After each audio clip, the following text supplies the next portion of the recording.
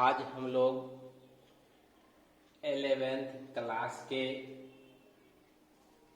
गतिकी चैप्टर का एक महत्वपूर्ण टॉपिक सदिश को पढ़ने और समझने का प्रयास करेंगे। सदिश एवं अदिश राशि से आप क्या समझते हैं? जैसा कि पहले भी बताया गया है, ऐसी भौतिक राशि जिसमें परिमाण के साथ साथ दिशा की भी आवश्यकता होती है उसको सदिश राशि कहा जाता है। जैसे विस्थापन, त्वरण, वेग, बल इत्यादि।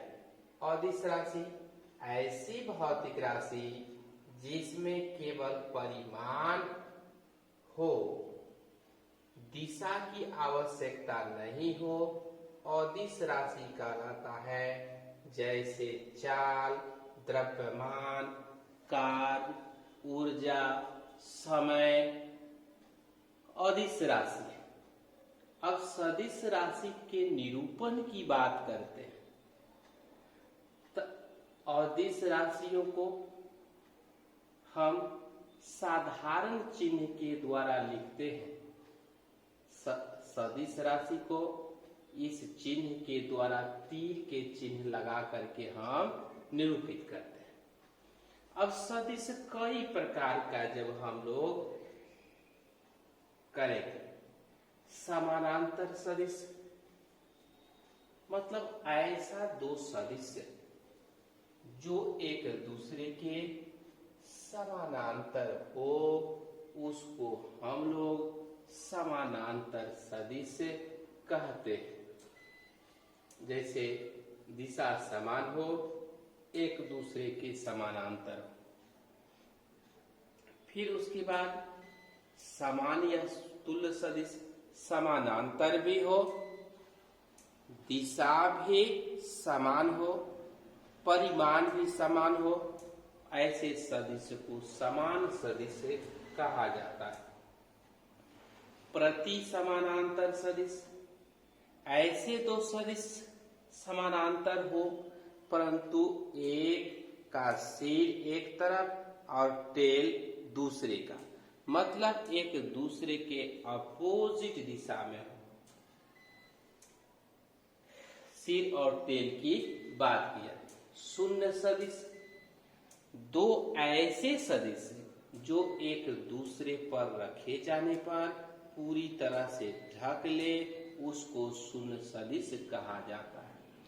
यदि दो सदिश की दिशाएं एक दूसरे के विपरीत होती है तो उसको विपरीत सदिश कहते हैं।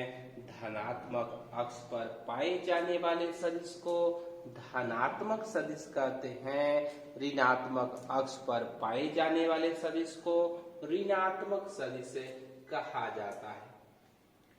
अब सदिश की जो बात करते हैं, समानांतर चतुर्भुज के नियम से या अन्य नियम से इस सदिशों की जानकारी प्राप्त की जाती है।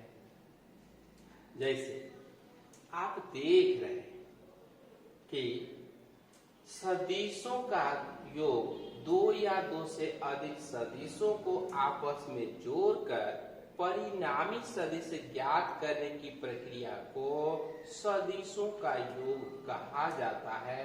जैसे यहाँ पर योग ज्ञात किया गया है। ये समानांतर चतुर्भुज के नियम से हम योग ज्ञात करते हैं। सदिश इसका और इसका योग ज्ञात करते हैं इस सूत्र की सहायता से। उसके बाद एक सदिश में से दूसरे को घटाने की जो प्रक्रिया है सदिशों का घटाव कहा जाता है। तो इस प्रकार से एक को धनात्मक अक्ष पर लेंगे और दूसरे को ऋणात्मक अक्ष पर लेंगे और उसको घटा देंगे।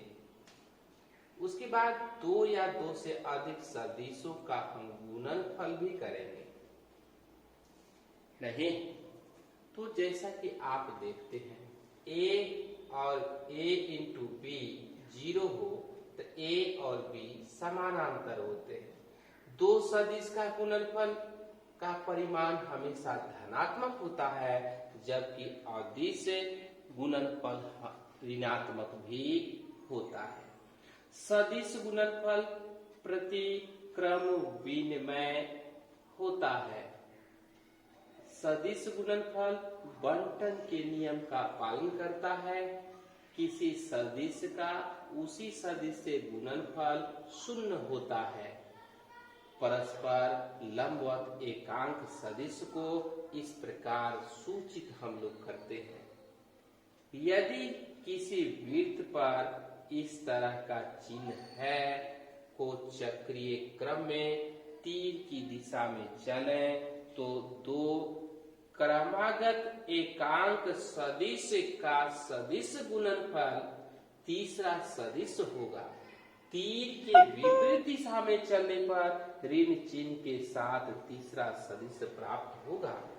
nवें सेकेंड में तय की गई दूरी का व्यंजक भी हम लोग इस तरह से प्राप्त कर सकते हैं। nवें सेकेंड में तय की गई दूरी का व्यंजक प्राप्त किया जा सकता है।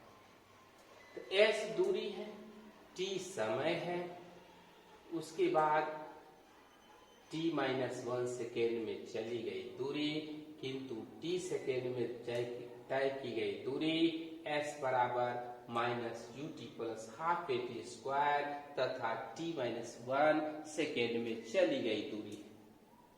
तो इस प्रकार से हम इसमें से घटाते हैं इस तरह से, तो एक सूत्र प्राप्त होता है s बराबर ut plus half at square, v बराबर u प्लस at, a बराबर v बाई t, s बराबर u plus half at square. टीवें सेकेंड में तय की गई दूरी। एक और सूत्र प्राप्त होता है, यह है v square u square plus 2as। तो इस तरह से हम इसकी बात को जानने का प्रयास करते हैं कि हमारे पास जो सदिश है, यह जो सदिश है